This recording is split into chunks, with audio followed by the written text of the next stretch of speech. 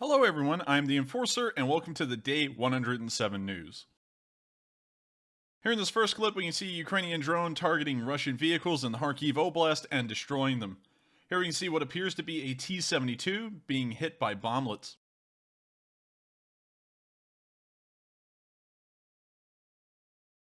We can now see another bomblet being dropped onto this T-72, and it looks to be a dead-on hit.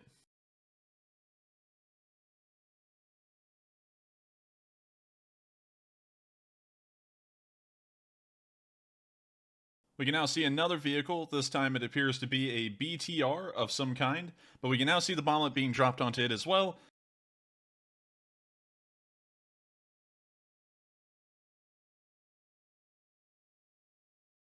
And now they're going for the double tap. And they got it. Another vehicle destroyed. And of course, incredible to see that the Ukrainians are inflicting casualties across the front lines 107 days into this war. Here in this clip, we can see two Ukrainian Su-25s flying low over the plains as they are popping off flares and chaff, trying to get out of the area.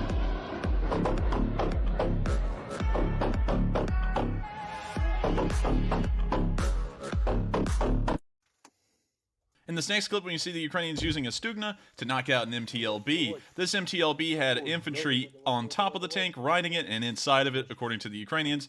And I don't think any of them survived. I don't really think it mattered whether they were on top or inside.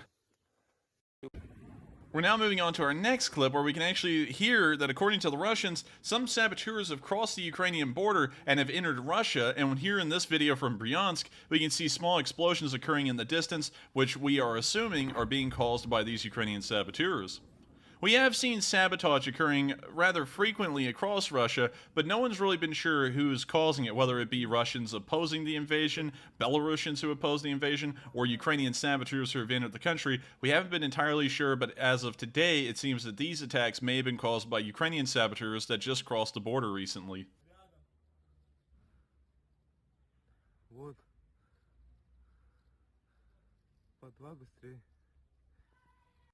Meanwhile, in the Kherson Oblast, we can see Ukrainian soldiers going out into the fields to try and extinguish the small fire that's begun amongst the wheat.